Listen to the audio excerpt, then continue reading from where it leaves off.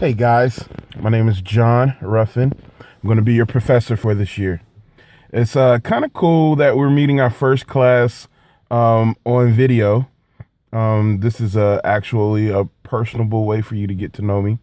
You get to hear me talk without seeing your faces so I can make adjustments. That's what I really mean. All right. Um, Theories of personality. That's the class that we are about to embark on. Let me tell you a little bit about myself, then let me tell you a little bit about theory, and then I'll tell you a little bit about how our year is going to go.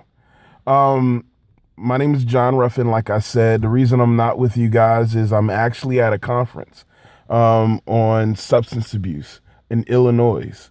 It was kind of scheduled before I got this assignment, so I'm sorry about the conflict. But it's very exciting here. I'm learning a lot.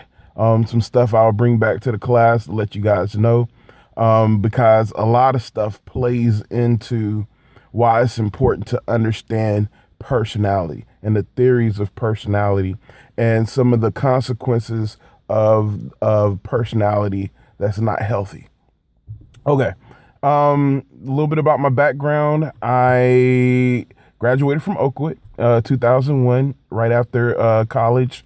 I worked for an organization that worked with kids that had ADD and ADHD. I did that for a while. Then I went back, decided to get my master's degree. Got my master's degree. While I was getting my master's degree, I worked for Big Brothers Big Sisters. Did that for about 6, 7 years. It didn't take me that long to get my master's, but that's how long I worked for Big Brothers Big Sisters. I developed programs for them and started up programs in different counties. I actually started 3 programs, one here in Madison County, one in Limestone County, and one also in Marshall County. The program I was working with was called Amachi. It's Amachi is a African word that means what is God going to do with this child? And the program was centered around working with kids who had parents that were incarcerated. So that was really cool. We'll talk a lot about those experiences in class as well. Then I moved on to the mental health center. I work with them in a couple of different capacities. I was a counselor. I was also a substance abuse counselor. I did everything from working with low functioning people to very high functioning people. Then I transitioned to Oakwood.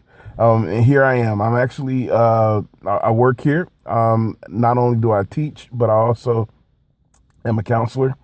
And we'll talk some about that as well, because that's going to be important. That might really impact some of you guys, because we have to keep teaching and counseling separate. So we'll talk a little bit more about that as well. Anything else about me that you need to know? I'm married, 2 kids, and my philosophy in life is learn from everything. Okay, so let's get started. Theories of personality. When you think of the word theory, you think of something that someone's working on. I have a theory. I believe that this is going to happen a certain way, or something's going to happen a certain way. I can't call it concrete. I can't call it a law if you're thinking about the scientific method. I can't really call it something that's going to happen every time and guarantee it, but it is something that I'm seriously working on, seriously contemplate, and seriously believe that it will explain something that I'm trying to explain, or predict something that I'm trying to explain. That's what a theory is. And we're going to look at some theorists, those who have came up with some theories on personality. Now you say, what is personality? Well, personality is a combination of beliefs and processes that one holds to be dear to them, that forms how they respond to the world around them. Now that's my working definition. We're going to go into it a little bit more in depth, and I am going to ask you guys to go in depth as well with what is personality, because that's important. But these theorists came up with these different theories to personality to try to help people in the field of psychology explain and predict what a person will do and also how to change poor behavior is to predict behavior. And it's important for us to have a groundwork, a foundation to work off of, because when you're dealing with someone that's going through some type of difficulty, you need to explain or help them see and understand that, hey, you know what? This is where I started, and here's where I want to go. And also, what are the things I can expect between the lines? Okay, so how is our class going to roll? Of course, our first session is going to be online. That gives you some leeway, but I still have some expectations. Each class is going to be conducted in three manners. First, we are going to lecture, but I know this is a 4-hour class, so we're going to make sure that there's going to be some multiple approaches. So we'll do some fun things as well. We'll try to cover at least 3 chapters each evening. But I would like for you guys to be prepared. My motto is being prepared, reading ahead of schedule. Now, you won't be able to do that for this first class, so these first chapters are understandable. But when it comes to our second class, I want us to be able to be engaged, because learning takes place as we ask questions. I don't take the approach that any one person has all the answers, but I believe that with a collective of people, educated people who are reading and learning and can think, that we can learn more about the subject that we're talking about. So I want you to prepare to engage into into this concept. All right. One last thing I could tell you about myself, or about how this class is going to roll. Oh, yeah. And we'll talk more about this when we cover the syllabus. There will be quizzes each night. During this presentation on video, I'll be giving you some keywords that are going to spell something out. It's just my way of ensuring that you've watched the whole video. So the first letter in this word that we're gonna use as our keyword is F. Okay, so the first letter of our keyword is F. Make sure you write that down. There'll be more letters throughout this video, just to kind of keep you honest. I just want to say I look forward to meeting each one of you guys. Apologize a little bit that we've met this way, but with technology, there's so many awesome things that we can do. And I'm going to try to use technology inside of our study and lessons times. All right. Right now, this is part 1. I'm going to put this on pause. And what I would like for you to do, because the next part we're going to be covering our syllabus, is to go ahead and go on to D2L and into our class, and I want you to go ahead and pull up the syllabus, because we're going to cover the syllabus in our next part. All right, thank you. All right, guys, like I told you before, I'm on the move. I'm at a conference, so I'm doing this video on the go. Hope you enjoy it. So you should have your syllabus in front of you now. Let's get started. So this is Oakwood University's LEAP Fall 2015 syllabus course syllabus. Sorry. Once again, my name is John Ruffin. Away on assignment here in Illinois. Very beautiful city that you guys see. Actually, my hotel is on a lake.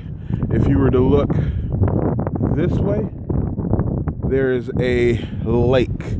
That whole area right there is a lake, and my hotel is actually on the lake, which is really nice.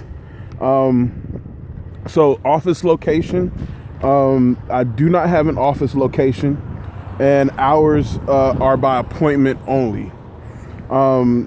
As far as the best contact way to contact me is through email. That is the fastest way to contact me, through email. I've provided 2 emails, my personal email, also my Oakwood email. They both go to my phone, so I usually respond very quickly. So my personal email is jpruffin@att.net, and my Oakwood email is jruffin@oakwood.edu. All right, so credit hours are 3 credit hours. This class is on Thursdays from 6 to 10. Prerequisite to get in this class is taking General Psych 101, and the book is Theories of Personality, the 10th edition.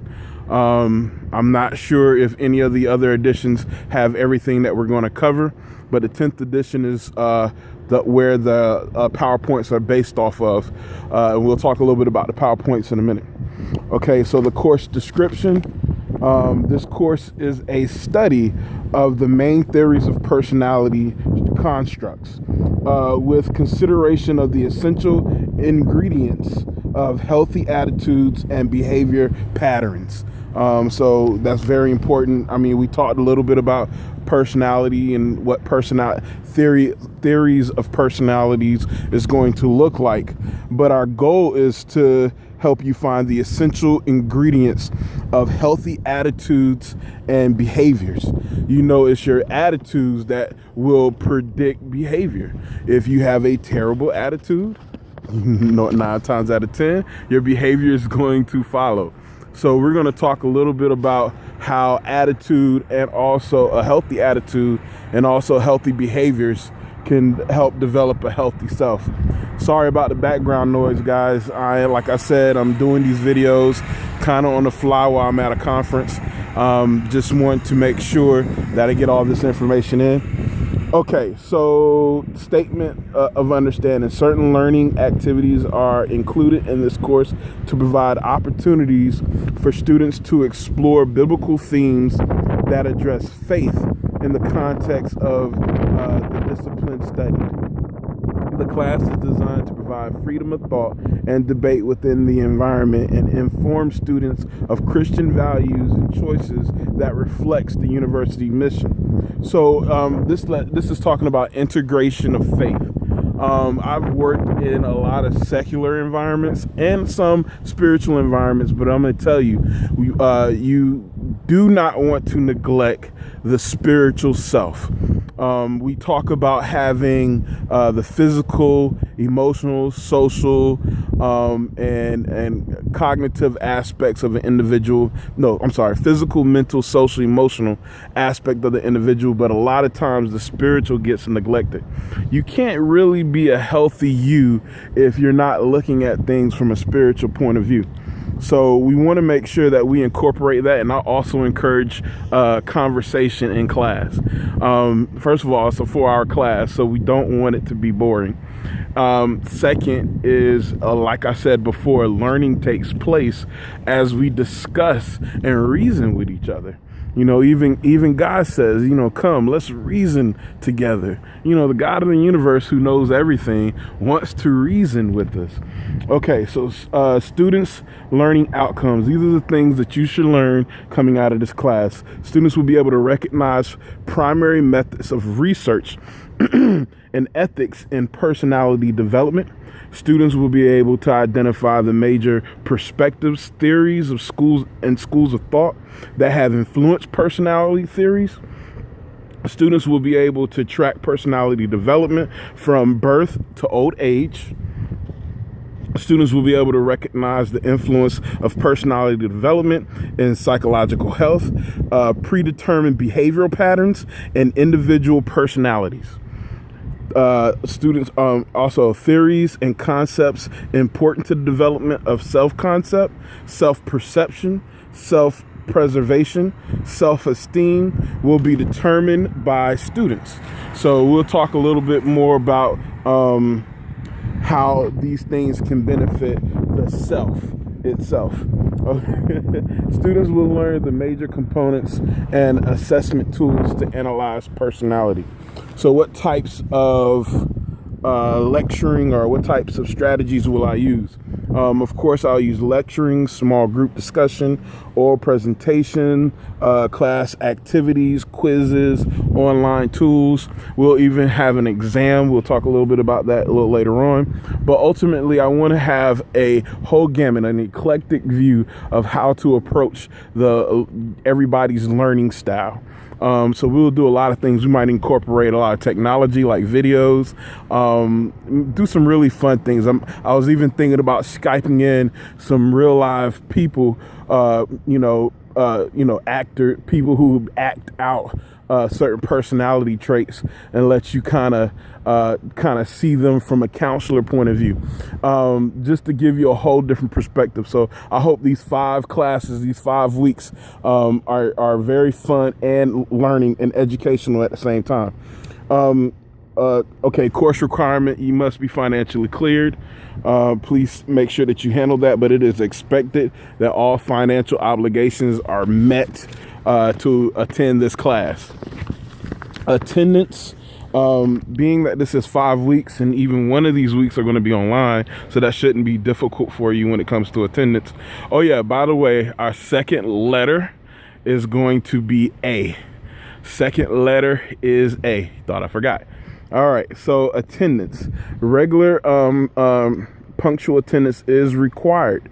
According to this, you have to have no more absences than there are credit hours. So that means that you really can't afford to miss a class. If you have a life and death situation or a medical emergency, you definitely want to come in and give me, the proper excuses that we're going to need. But I definitely need you guys to work on maintaining your attendance here in this class. It's only 5 classes, 5 weeks. So I think that's very doable. But please contact me immediately if there's for some reason why you're not able to make it to a class. All right, class conduct. Students are expected to exhibit behaviors that are appropriate for the learning environment. They are expected to show respect for the instructor, their classmates, and themselves. No profanity, vulgarity will be tolerated. Students are expected to abide by the standards of dress set forth by the university. I'm assuming that you guys are adults.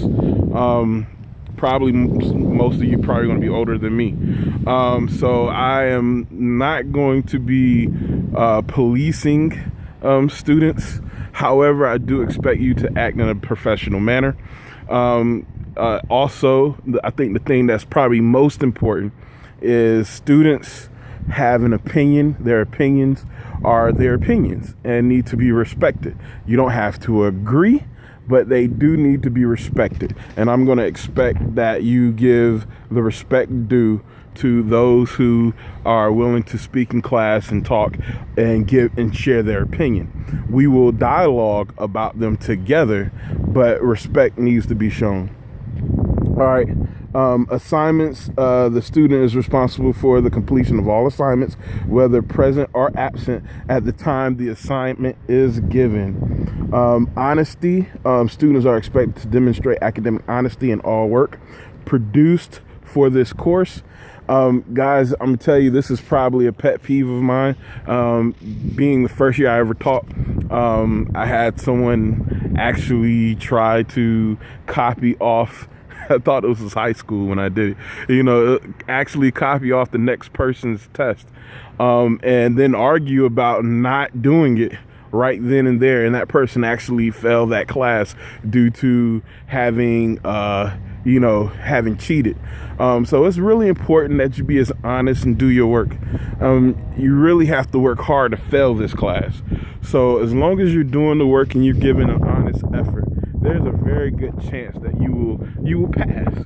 So let your work shine and not someone else's, and also allow yourself the honor of being an honest and working hard for what you get. All right.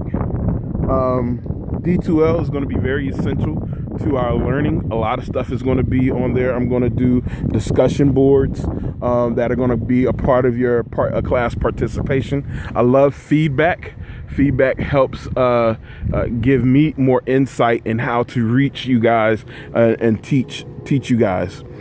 Disabilities. If a student has a disability or a difference in learning styles that needs special accommodation, please notify me as soon as you can, or you can also go to Health Services and contact the Disabilities Coordinator. Her name is Grace Arnold. She's really good and will help you with that process. Okay, there's a research paper and a final presentation. The research paper is going to be, you'll be able to pick one of the chapters, one of the topics, one of the theories, and you're going to write a research paper on it. The research paper needs to be in APA style, and it needs to be a minimum of 5 pages and a maximum of 10. Okay, that research paper is going to be important because you're going to make a presentation at the end of class, at the end of the 5 weeks, based off your research paper. So this is something that you want to get started really soon. The research papers are going to be due the Monday before the last class. The reason that's important is I would like to let you guys know where your stand is in the class as early as possible. You'll submit this on D2L, and what it will do is give me the opportunity to let you see where you're at, and so that you will be able to decide if you want to go after the bonus. Yes, I do give bonuses. I'm going to give you the bonus ahead of schedule so that you don't have to come to me and ask, what can I do to bring my grade up? Because your grade is going to be your grade. I usually stick to what it is, just to be genuine, be fair to you and to your classmates. So I offer bonuses. I let you know what the bonus is going to be in the beginning of the class, and then we go from there. Okay, same thing with your final presentation. That will be due the night of the last class. And you'll also have to put it on D2L as well. So my evaluation methods, the quizzes are going to be 20-point, research papers 30 points, discussion board is 20-point, research paper presentation is 20 points, and class participation is 10. I'm going to do a bonus exam. It's going to be a final exam. It's actually going to replace your 5th quiz, if you so choose, based on your grades, and it will be worth 10% of your grade. And I'm also going to offer a 2-point overall bonus for the completion of the survey. So that could help everyone. Anyone can take that. You know, you could be at an 89 and those 2 points can put you to a 91 and give you an A. So you want to make sure that you prepare to do the survey at the end of the 5 weeks. I think it's actually due right around the 4th week. All right, so the grading scale is your normal grading scale. 90 to 100 is an A, 80 to 90 is a B, 70 to 79 is a C, 60 to 69 is a D, and an F is everything below. Just something really to point out about our course schedule. Tonight we're going to try to cover, in this presentation, we're going to cover the first 3 chapters. But if you notice, I've assigned the next 3 chapters for reading, 4, 5, and 6. And the reason that is that I want you to come to class prepared.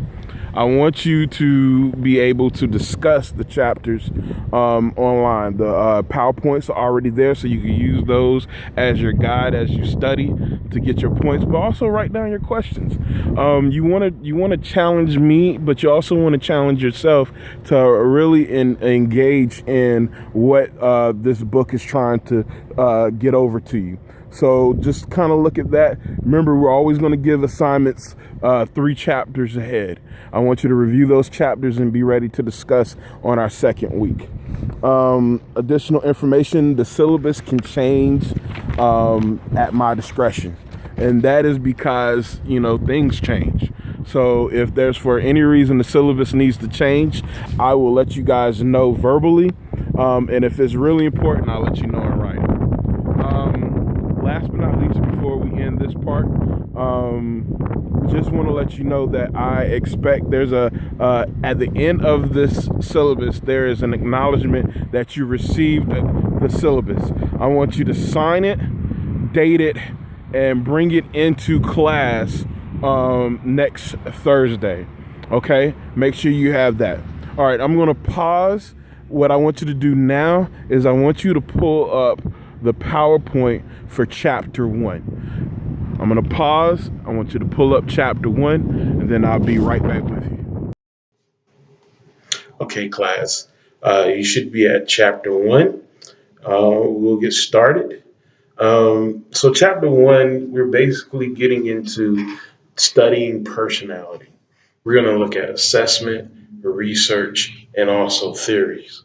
Just to give you a quick outline of this chapter, we're going to study the study of personality, the place of personality in history, define a definition of personality, personality, the internet and social networking, ethics and gender issues, assessments in the study of personality, research in the study of personality, theory in the study of personality, and questions about human nature.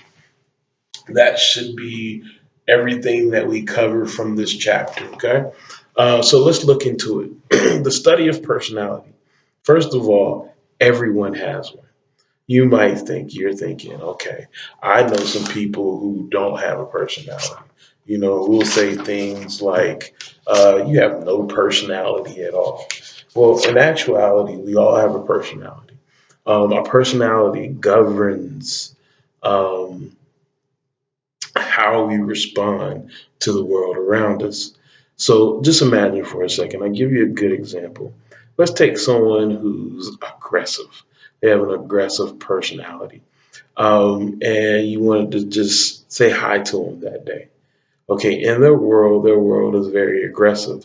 So even though you might come at them in a very happy way, they're going to assume that you're being aggressive. So you could say, "Hey, how is your day today?" And in their mind, they're going to think, "Oh, they're out to get me. They're trying to trap me. They're trying to embarrass me or help make me make a mistake. I can't trust them, so I can't let my guard down."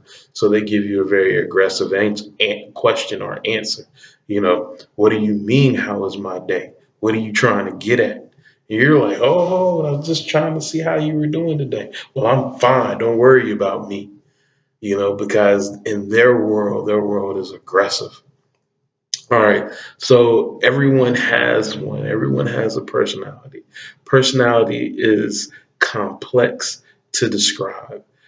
We try to simplify it. So we give it very simple names. Like she has a bubbly personality, or he is a very kind and gentle person, or he's very aggressive. So we try to simplify personality, but it's actually a collection of a lot of different aspects.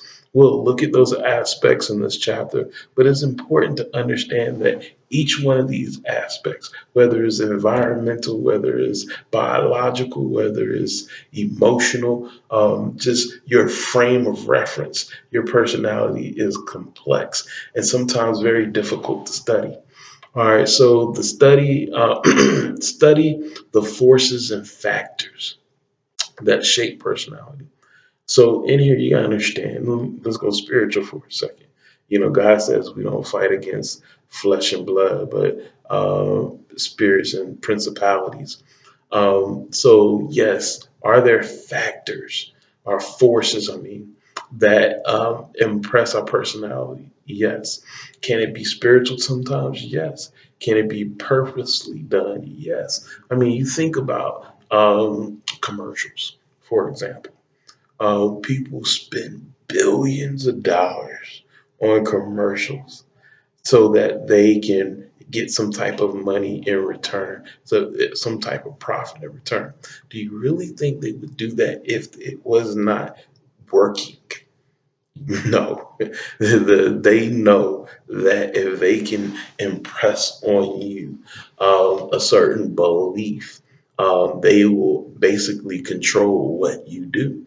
We did an experiment one time where I think a teacher had brought some sodas to class, bought a bucket of Sprite and a bucket of Dr. Pepper. And she put the Sprite on one side and the Dr. Pepper on the other, put them in ice, made them both look good. And she told the students that they can have a soda at the end of class. Now, there were 13 students in this class. So there was 13 Sprites, 13 Dr. Pepper. She had her own drink. She pulled out her Sprite and she opened up the cap during class. And as she was talking, she would take a swig and she would just dramatize like, this is so good.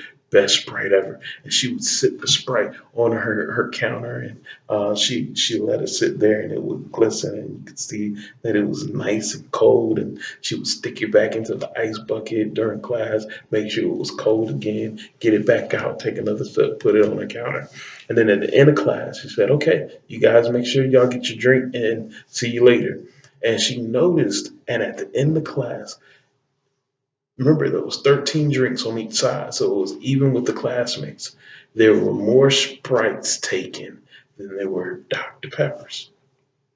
So there can be forces, unseen forces is believed. There could be unseen forces and factors that shape personality that can cause you to pick and decide to do the things that you do. Each theory, and then as we go on, each theory provides a piece of the grand puzzle. So as we study personality, as we look at the different theorists in personality, you're gonna see how they're actually a combination of just growing upon each other in different aspects. So you have your behavioralist, you have your cognitive therapist, you have your cognitive therapy, you have your psychoanalysis. You're going to have your different approaches of different theorists, and you're going to see how they all can be used together in this explanation of personality. All right, personality in history. So we'll start off kind of explaining in history how it kind of started. Really, it came from two fields: philosophy and physiology. See, we were in this age of everything needs to be proven, scientifically. But there was things that just couldn't be explained.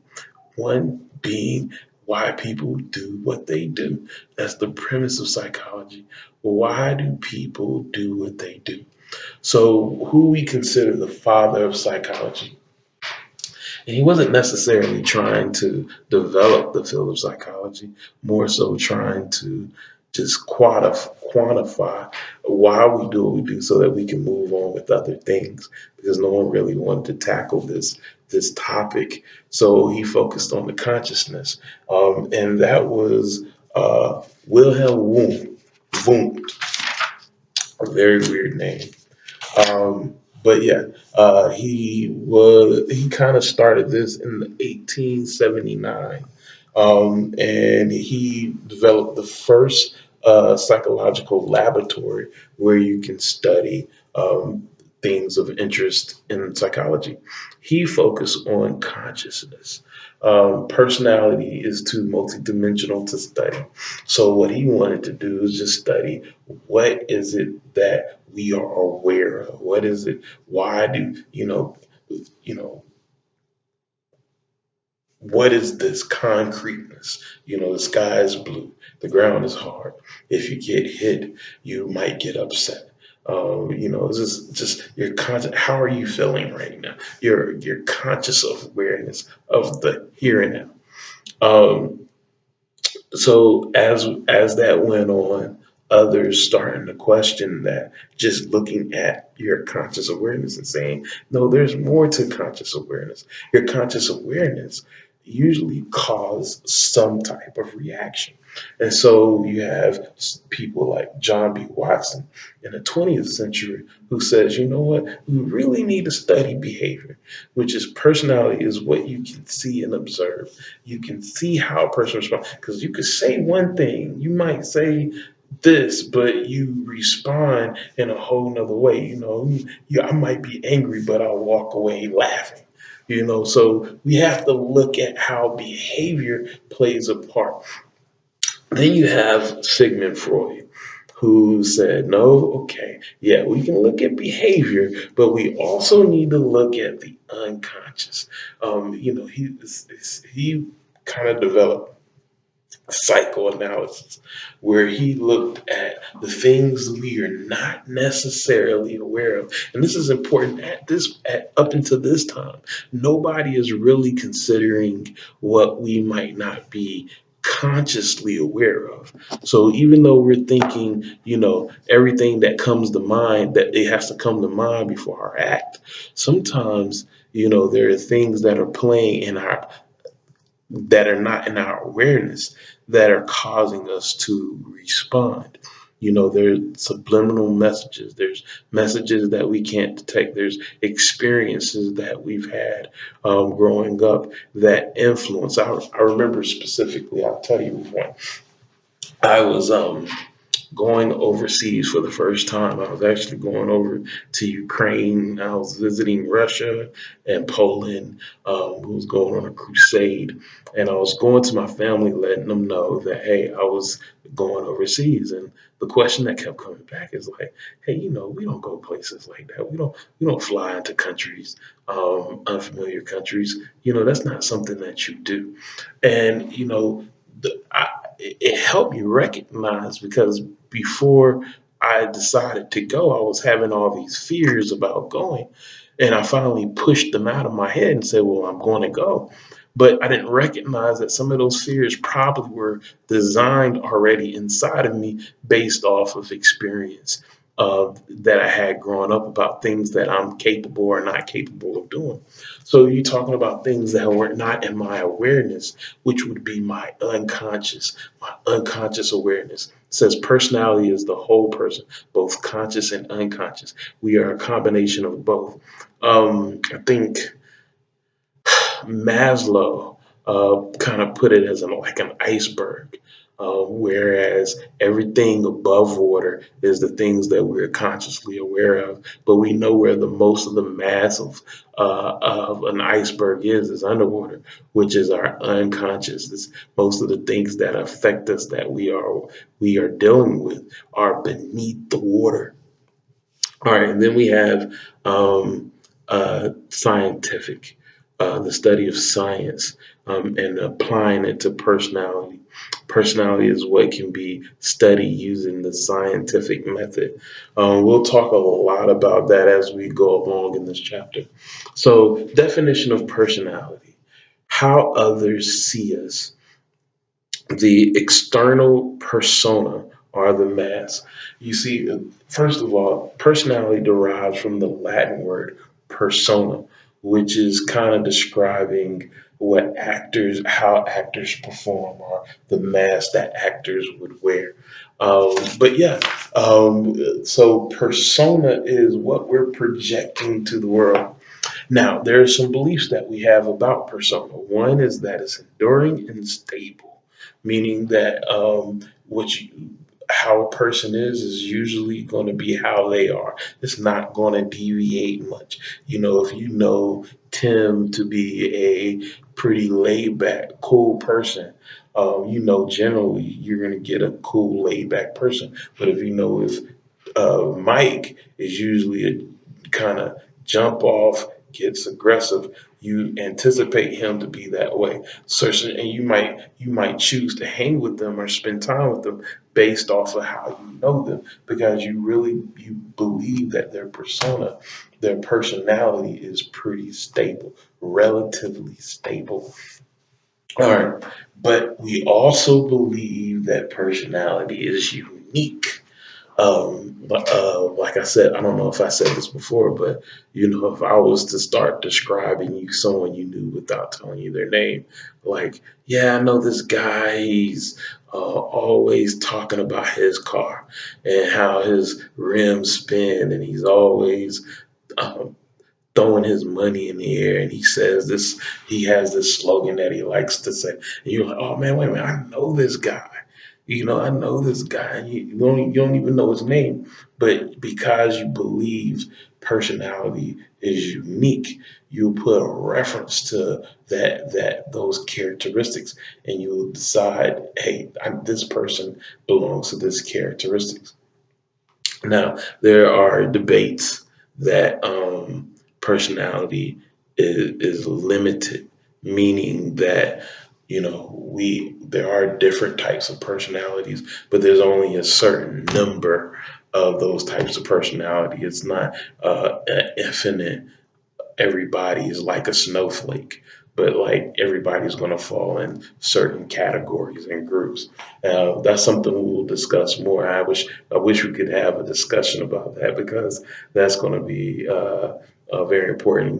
We have personality traits that we try to quantify and put it in, and that's important when we talk about the scientific method, is to be able to say, okay, this is going to fall into one of these categories certain percentage amount of the time. So personality is the unique, relatively enduring internal and external aspect of a person's character that influences behavior. Okay, so internet and social networking. Let's talk a little bit about that. We kind of change off a lot in this chapter. They're trying to cover a lot, so we're going to talk about a lot.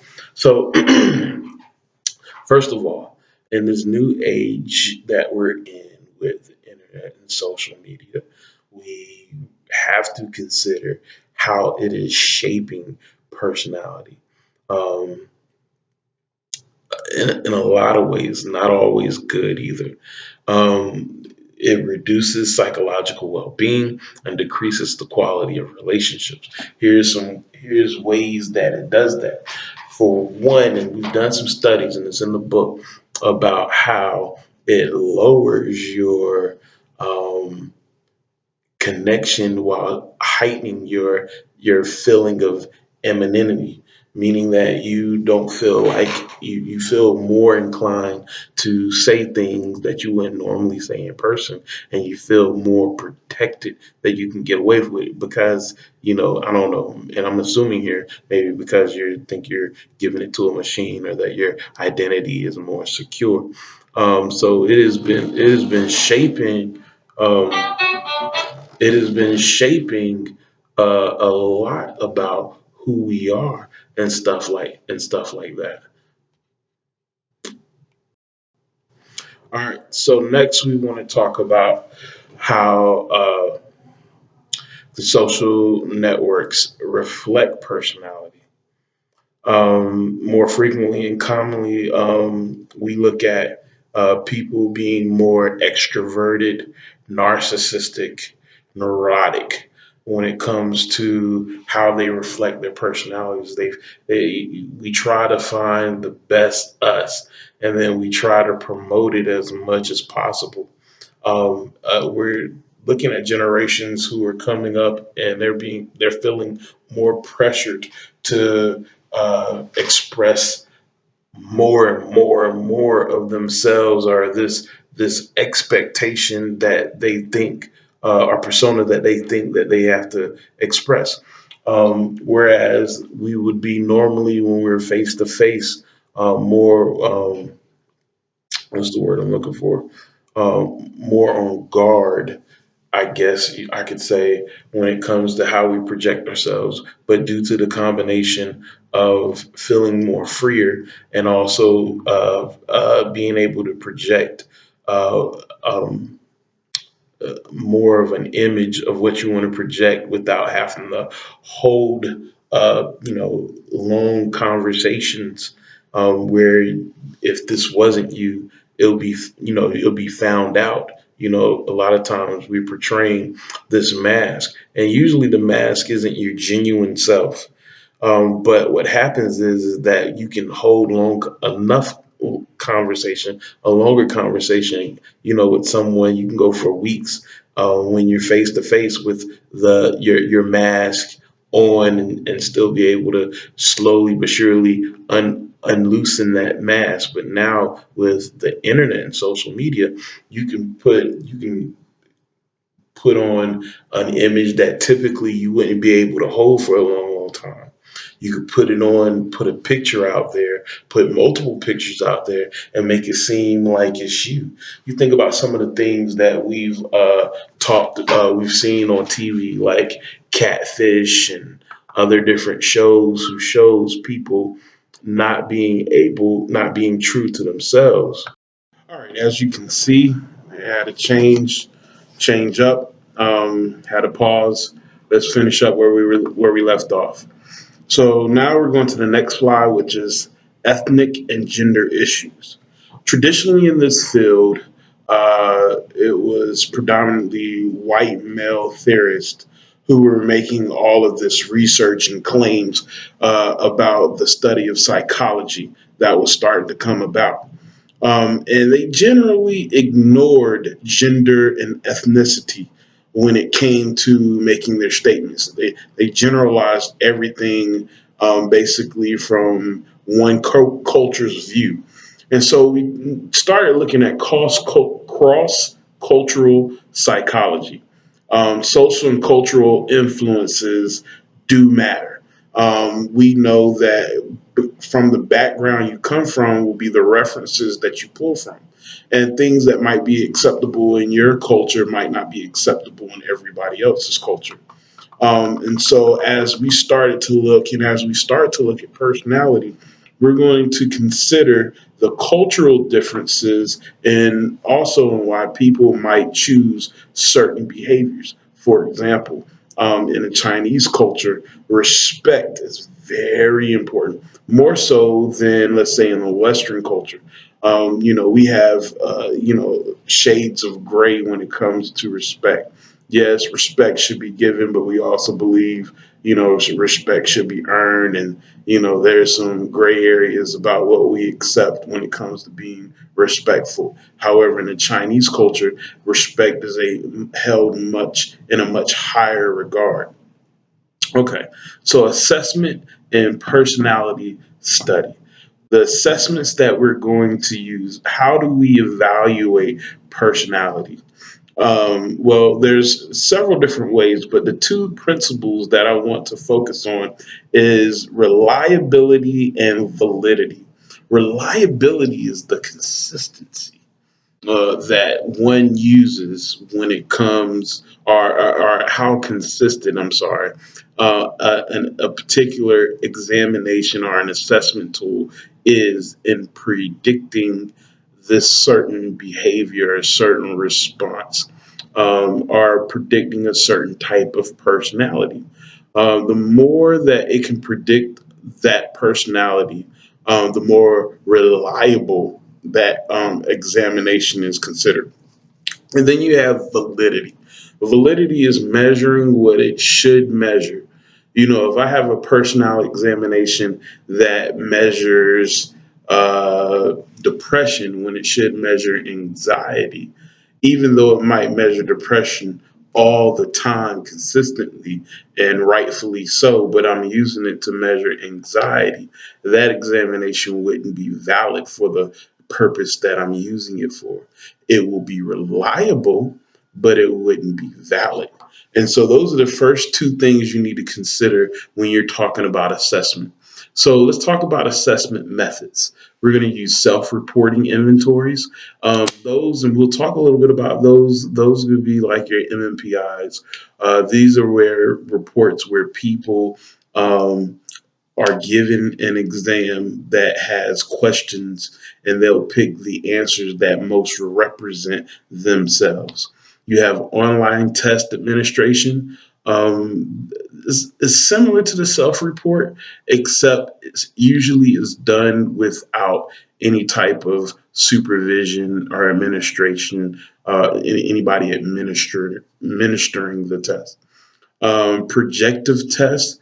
These tests are used to kind of help get an idea of a person's unconscious or subconscious thoughts. by trying to see how they process things through using pictures and so forth.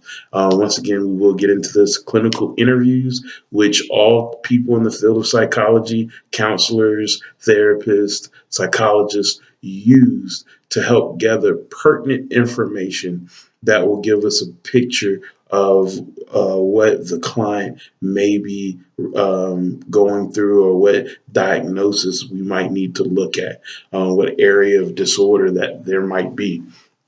Behavioral assessment happens at all times during the therapy process, but mainly during the clinical interview.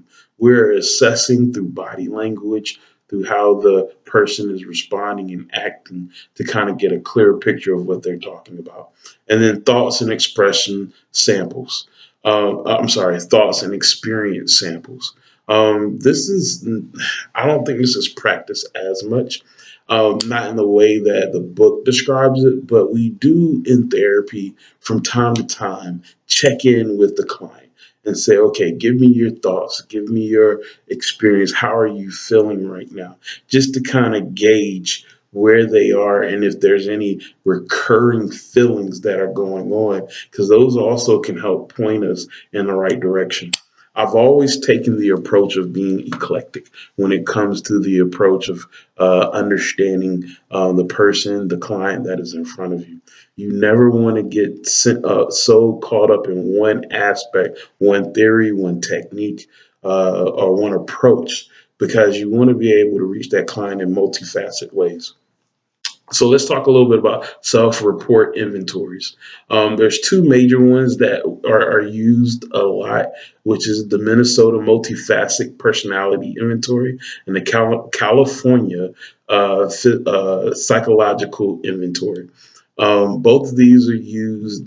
They're questionnaires. There's usually about 200 questions that they have to answer. These questions would be a good example of a question would be, I often feel sad when nobody's around, and you'll say, I often feel sad, or I often feel happy, I often feel okay, or blah, or it could be sometimes, always, never, always, things like that. And you'll just kind of go down that inventory and check off.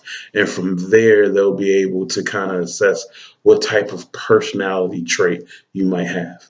Okay, so advantages to the self-reporting inventory is very objective. The scoring is based off of your response, and you're not influenced by any. We try not to influence your response, because you get to read the questions yourself and answer those questions as honestly as you possibly can. And the cost is low. Disadvantage is reading level. Not everybody understands the terminology that they're using. The test is very long, so you get tired easily. Um, and sometimes these exams are not as socially correct as they should be for the population that is being targeted. Online test administration, which is computerized measures. We actually use one called CCAPS here on campus.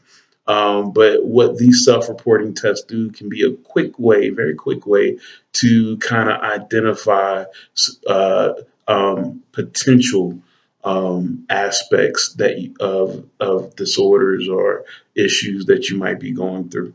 You'll probably see them using on more of your more common disorders like depression, anxiety, social concerns, family concerns, substance abuse, just different stressors that you might go through. Advantages is it's less time consuming, and it's more accepted by a younger generation to do these things online. Disadvantages may reveal private and embarrassing information.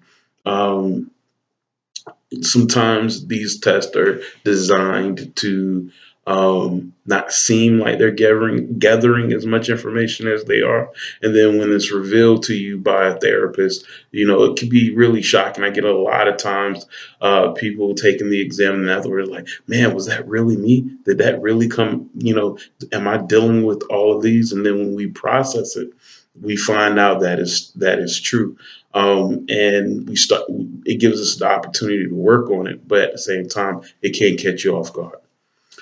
Okay, so projective test, we have the Rorschach ink blot uh, technique, and the thematic uh, apperception test, the TAT. These You've seen these before. In the Rorschach, it's that ink block. You'll see kind of a splatter on a piece of paper, and you're kind of asked to explain what you see.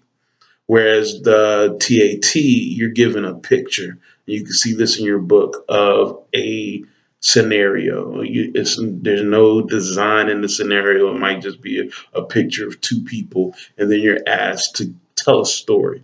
And what this does is it gives us insight because you have to pull from your experiences to explain or identify these items that really are void of any type of direction. They're not giving you any direction. It's really you looking at pictures that don't really have any meaning, and you're making meaning out of them. So you're pulling from your subconscious. It's a very useful tool. It gives unique scientific value, but is very low in reliability and validity because you're basing it on people's imagination. Clinical interviews. You ask questions from past, present life experiences, social and family relationships, reasons for seeking psychological help. It helps focus the grand picture of what you're looking for and where the issues might have started. But once again, it is as strong as the client is as far as understanding. A lot of time you have to help clients explore before they really know why they're here, what they want, what they're trying to accomplish. Behavioral assessment, like I said, is done during the clinical interview, and these little nuances help us see a little. It's kind of like playing poker, for example. You know how they say in poker you have a tell, something you give away to let people know either you're having you're feeling anxious or you're feeling relaxed. So as therapists, we look for these little nuances in behavior to help us guide whether or not a client is really opening up, really being honest. Does that emotion responds to what is being talked about? Once again, it's less scientific. However, it gives valuable insight. And then we talked a little bit about thoughts and experiences sampling. And that's just while you're going through the clinical interview, while you're going through the counseling session.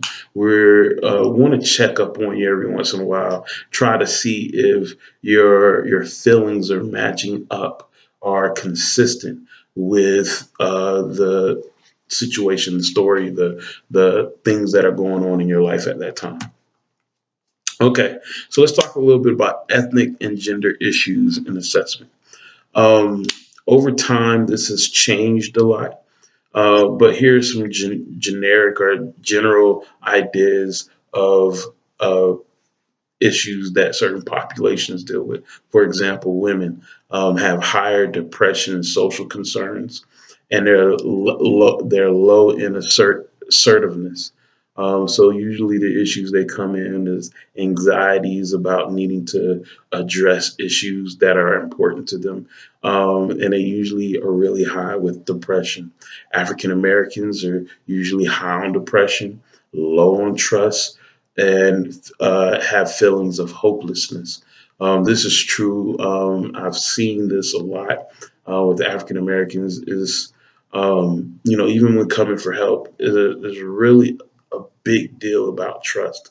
If trust is not established early in the session or early in the meeting with a new client, you really have a hard time. It's like climbing up a hill, a hard time being able to address their core issues because of a lack of trust. And then when trust is broken, it's hard to regain it as well. Hispanics, high collectiveness are they have a high area in post traumatic stress symptoms following injuries and low seeking mental health treatment. I like what the book talked about when it comes to why this may be. A lot of times it could be cultural, but in some aspects, Hispanics would be more likely to talk to a friend than, let's say, talk to a counselor because they are used to having a tight knit community. And that could be one of the reasons why they end up suffering alone with post traumatic stress because they feel like they have no one to talk to and they don't really reach out to resources like counseling. Asians, low assertiveness and optimism, and they low seeking in seeking mental health treatment. Um, uh, I haven't really dealt with a lot of Asians in their community. The few that I have dealt with seem to have rituals as a part of, certain rituals, even if it wasn't really beneficial to them, that really led why or how they felt to how to correct their issues. So, if they're having problems with the family, basically just be obedient because they have a big issue with respect. So, if they want to correct a problem that maybe is going against family wishes, is just be obedient and everything else will work itself out. Continue with cross cultural assessments. Potential problems is communication, communication style. When you're running these assessment tools or you doing assessments, you might miss or misinterpret things because of a slang or colloquial expressions that you might not be familiar with. So it's important that you become familiar with the population you're working with. Um, and just being just being uncomfortable with the process. So those are things that you need to understand could be potential problems. Okay, so the personality research methods, the way that we start studying personalities. First, there's the clinical method, there's the experimental method, the virtual research method, and the correlation method. In the clinical method, details of history of the individual. So once again, anytime you hear the word clinical, it's going to be self-report most likely, or is going to be gathering background information. So you want a detailed history of the client. It gives you more information, but it's subjective. And it's kind of based on single view, the person's view, and it's usually done through either test, interviews, or analysis, like dream analysis. Now, the experimental method is determined by factors, the effect of a variable of or events on behavior, kind of like a cause and effect. So you always have to have an independent variable and a dependent variable.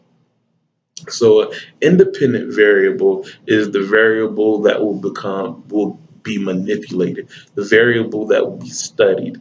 The dependent variable is the variable that's well, I'm sorry. Let me restate that. Okay, so the independent variable is the one that's going to be manipulated. The dependent variable is the one that's going to be measured.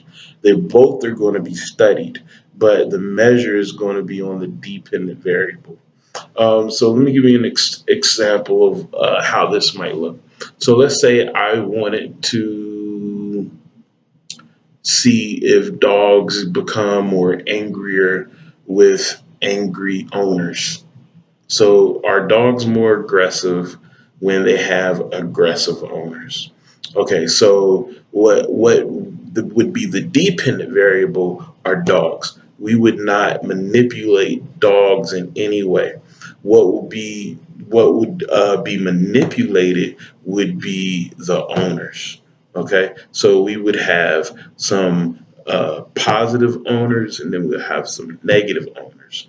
The dogs would be the same. We would get the dogs from whatever wherever batch, but we would make sure that the sample represent a whole variety of dogs from the same batch, same area, maybe from the same kennel. We would get all the same types of dogs, just to kind of make sure we lower any chances of any variables that would be manipulated unintentionally.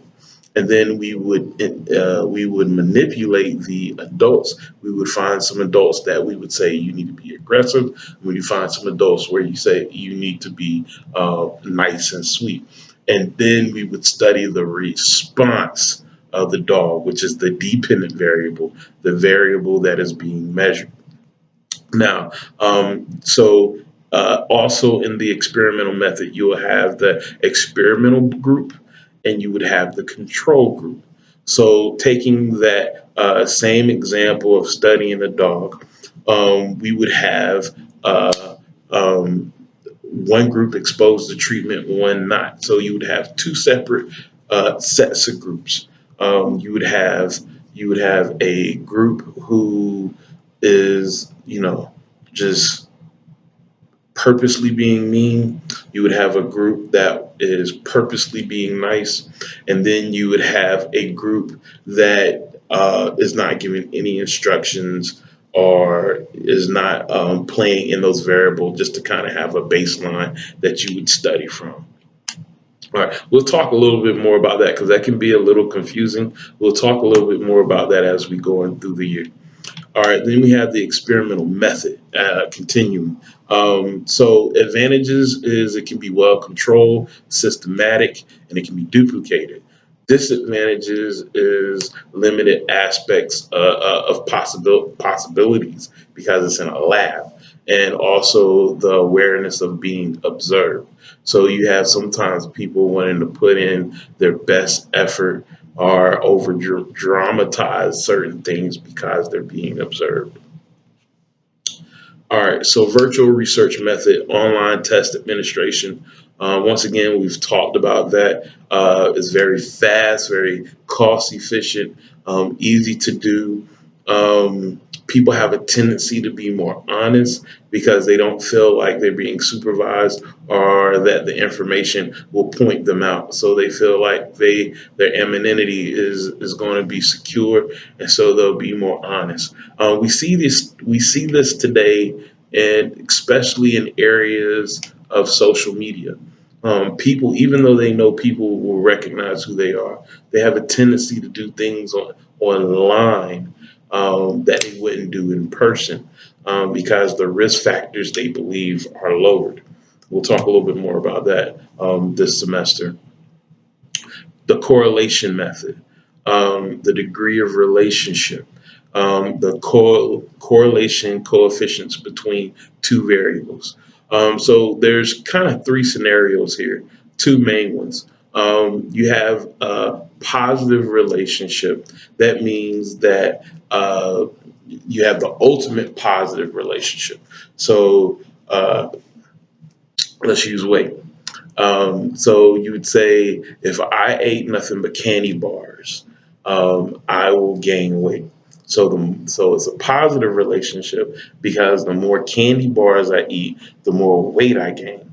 Now, a true negative relationship would be the less candy bars I ate, the less weight I would gain, or the more weight the less weight I would gain. You want to say more weight you would lose because then it goes into another category. So let me give you an example of the third category. So in the third category, you say the more exercise that I do, the less weight or the more weight I will lose. So the more I do exercise, I will have a loss in weight and my size. And so for that one, that would be that is not uh, uh, a positive or a negative correlation. It's a kind of an opposite correlation. One, as one grows, the other one lessens. So those are, we'll talk more about correlation, the correlation method. I'll let you ask questions. I know that seems um, a little, maybe a little unsure, but when you think about it, just think that in life we correlate everything. We correlate, if I get better sleep, I'll make better grades, which would be a positive correlation. Or we might say, if I avoid this person, I will be happier, which would be the mix of correlation. Or a negative correlation would be, and it doesn't, just because it's negative doesn't mean that it's a bad thing. Say the more or the less I engage in a certain activity, the less problems I would have. Even though both of those are a reduction of something, it's that still could be a positive response. Okay, so theory in the study of personality, we start looking at some of the frameworks to simplify and describe data in a meaningful way. When we started using some of those procedures we just talked about, ways of studying personality, we can actually start to quantify those by putting numbers with the experience. Once we can find measurable ways, so characteristic tests repeatedly again against reality based on large amount of data and the goal of some objectives and some objective components, meaning that we want to make sure that the goals that we've set are being met. Let's talk a little bit about questions about human nature. Um, this is also important because we have to consider human nature when we start to build this framework of how to research and quantify behavior, and so that we can explain it. First of all, everyone has a free will. And one of the ones we're going to talk about is free will um, versus determinism, meaning that sometimes we have free will. We can choose whatever we want to. Sometimes we are impressed to go in the direction that we're going. The nature versus nurture argument, which is, is our nature, is it biological that we choose the things that we do, or we like the things that we like, or is it through nurture, through our environment? Past and present. How much does our present or our past affect our behavior? Unique or universal? Are we unique, or is personality universal? We just are going to fall in one of those categories. Satisfaction or growth? What is our ultimate goal? Is our ultimate goal to be satisfied, which that means you come to a place that you feel complete, or is it growth? Is that a place that you are constantly trying to obtain and gain more insight?